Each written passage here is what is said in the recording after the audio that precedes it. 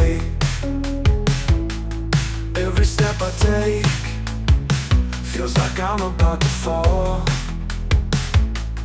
Questions in my head echo through it all. Lost in the storm. Setelah berhasil meraih satu angka di kandang Arab Saudi, timnas Indonesia kembali mendapat lawan kelas dunia saat menjamu Australia.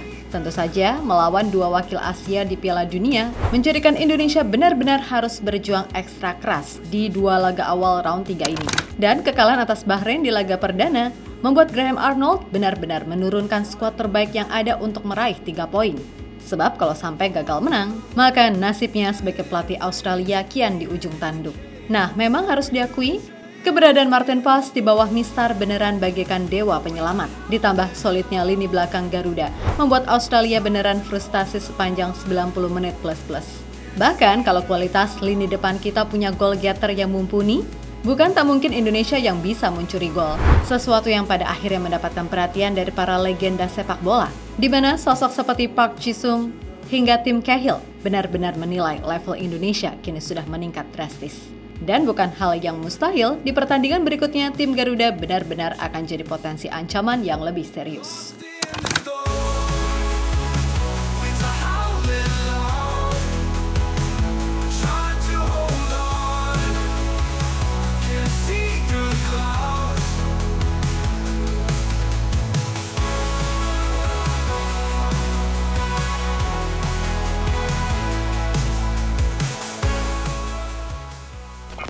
Indonesia kembali menghadapi lawan berat di matchday kedua grup C babak ketiga kualifikasi Piala Dunia 2026. Yap, setelah di laga pertama, tim Garuda sukses menahan imbang Arab Saudi di Jeddah.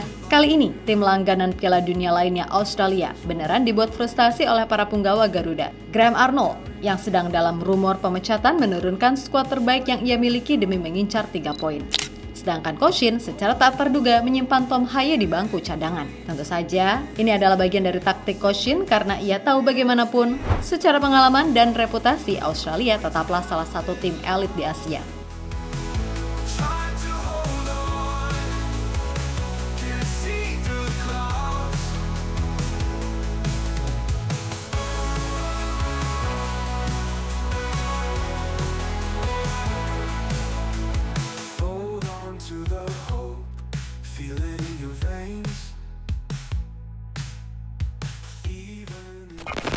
Yap, di awal-awal Indonesia sebenarnya mampu mengejutkan tim tamu lewat serangan cepat yang diciptakan. Namun setelah itu Australia benar-benar menunjukkan cara bermain di level Piala Dunia seperti apa. Yap, realistis aja, kualitas pemain Indonesia termaksud yang aboard masih tergolong mediocre, yang mana mereka juga belum pernah merasakan atmosfer Piala Dunia. Tapi yang patut diapresiasi adalah fighting spirit punggawa Garuda, yang beneran gak menunjukkan kalau tim ini adalah ranking 131 dunia. Ya loh, beneran, sumpah. Di mana lini belakang yang diisi Chase, Rizky Ridho, dan Justin Hubner sungguh solid dan minim kesalahan di laga ini. Begitu pula Sandy Walsh dan Kelvin Verdong yang benar-benar naik turun di sektor sayap. Lalu Ivar dan Nathan di tengah. Serta Ragnar yang berulang kali harus duel melawan sang monster raksasa Harry Souttar. Namun dari semua itu, sungguh Indonesia sangat beruntung punya kiper sekelas Maarten Vos yang di laga ini mendapatkan nilai 8,1 dari VoteMob atas berbagai penyelamatan kelas dunia yang ia lakukan.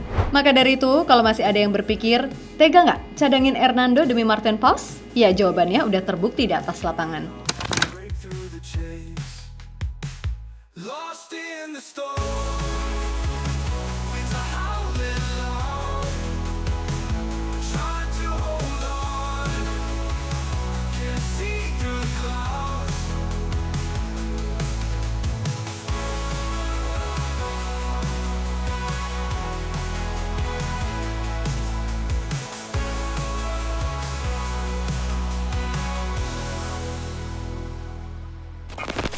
Sementara itu, hasil ini sendiri tentu saja mendapatkan atensi banyak pihak, termasuk dari para legenda sepak bola dunia, sebab bagaimanapun, progres timnas Indonesia benar-benar nyata adanya. Mulai dari potong generasi, sampai adanya pemain-pemain keturunan yang ditarik buat pulang membela tanah leluhur. Yap, Park Ji-sung benar-benar memuji habis perkembangan timnas di bawah Sinteyong. Bahkan jika ia bandingkan ketika 1 dekade lalu, ia berkunjung ke Indonesia, banyak sekali hal yang berubah. Termasuk mulai dari potong generasi sampai banyak pemain dari Eropa. Meskipun begitu, Park juga menekankan menekankan untuk jangan terlena dan tetap fokus bekerja keras karena bagaimanapun untuk bersaing dengan tim-tim besar Asia jelas tak mudah. Dan itu tergambar jelaskan dari laga melawan Australia kali ini. Saya melihat ada perkembangan yang pesat di Indonesia, terutama dengan pemain-pemain baru dan banyak tersebar di Eropa. Indonesia perlu menyiapkan kualitas pemain, khususnya pemain muda, di berbagai aspek dan itu sudah dilakukan dengan baik saat ini. Jangan pernah memandang sesuatu sebagai hal yang mustahil. Semuanya bisa terjadi asal dilakukan dengan bekerja keras dan profesional. Dan Indonesia sudah melakukan banyak hal yang benar di bawah Shin Tae-yong. Ucap Park Ji-sung dilansir dari KBS News. Sementara itu, legenda sepak bola Australia Tim Cahill menilai kalau Indonesia udah melakukan hal besar untuk bisa sampai di titik ini. Dan ia meyakini gak lama lagi jika semua berjalan lancar, Indonesia benar-benar akan bisa menjadi tim kuat di Asia, seiring semakin matangnya pemain yang ada saat ini. Ini gila, tapi ini akan menjadi lebih baik. Setidaknya dalam 5 tahun, ini akan menjadi besar. Mereka melakukan hal besar dengan banyak pemain muda. Ucap pria 44 tahun tersebut dilansir dari Reuters.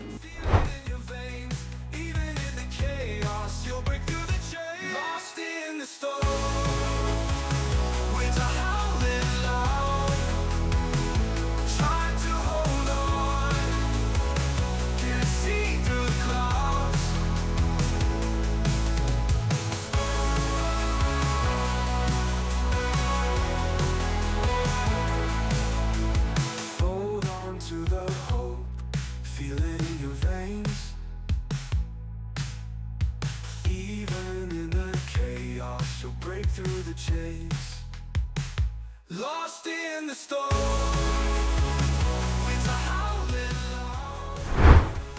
Di sisi lain, para legenda sepak bola lainnya, macam Charles Puyol ataupun Marco Materazzi, sama-sama kompak untuk memberikan semangat ke semua punggawa Garuda. Charles Puyol misalnya, mengatakan kalau sepak bola harus dimainkan dengan penuh dedikasi, di mana seorang pemain benar-benar harus belajar gimana caranya menjadi pesepak bola yang memiliki visi bukan hanya sekedar mengedepankan skill individu semata.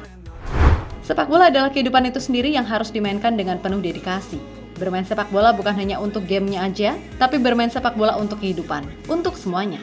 Mereka juga harus tahu untuk menjadi pemain sepak bola yang hebat, tidak cukup dengan hanya berlatih 2 jam sehari. Kata Puyol dilansir dari CNN.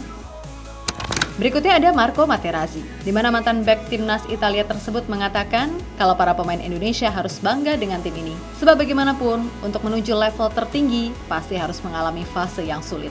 Dan dari semua itu, bisa terlihat gimana cara pemain untuk bangkit melawan rasa takut ataupun kegagalan. Ibaratnya, kalau gagal dan kemudian putus asa, ya udah, sampai kapanpun nggak akan bisa berkembang. Ada banyak sekali pemain-pemain yang sangat muda di tim ini dan sangat bersemangat untuk berkontribusi bagi sepak bola Indonesia. Itu harus jadi kebanggaan bagi Indonesia. Apapun hasilnya, mereka harus tetap bangga. Tegas Materazzi dilansir dari Tribun News.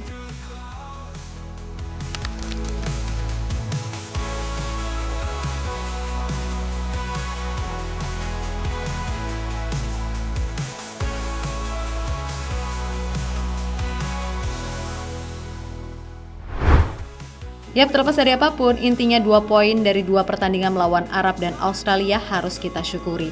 Sebab ini masih awal dan tentunya para pemain sudah belajar dan mengambil segala hikmah. Namun tetap harus diingat kalau jalan masih panjang dan rintangan serta tekanan pasti jauh lebih kuat. Maka dari itu, evaluasi besar tetap harus dilakukan, khususnya gimana caranya memanfaatkan peluang sekecil mungkin. Nah, untuk sekarang ini Indonesia sendiri ada di posisi 4 dengan 2 poin. Unggul tingkat di atas Australia yang baru mengoleksi 1 poin. Sekali lagi, tetap semangat Garudaku. Percayalah, mimpi ke Piala Dunia itu nyata adanya. Apalagi di bulan Oktober atau November nanti, kita udah bisa diperkuat Michelle Girls dan Eliano Reinders. Dan mudah-mudahan dapat striker baru yang bisa menjadi solusi lini depan. Karena, lihat Haji tadi, aduh kasihan sumpah. Tapi secara umum, kalian udah keren. Dan kami sekarang cuma berpikir, kok bisa ada ya orang yang sebelum laga bilang Indonesia bakal kalah dari Australia? Mana nyebut pemain kita bule Indo pula. Dan kalian tahu kok siapa orangnya? Yap, pengamat kesayangan kita semua. Jadi ya udah sih, doain yang baik-baik aja ya, oke? Gak usah dihujat, ntar dia malah makin menjadi-jadi karena merasa diperhatikan.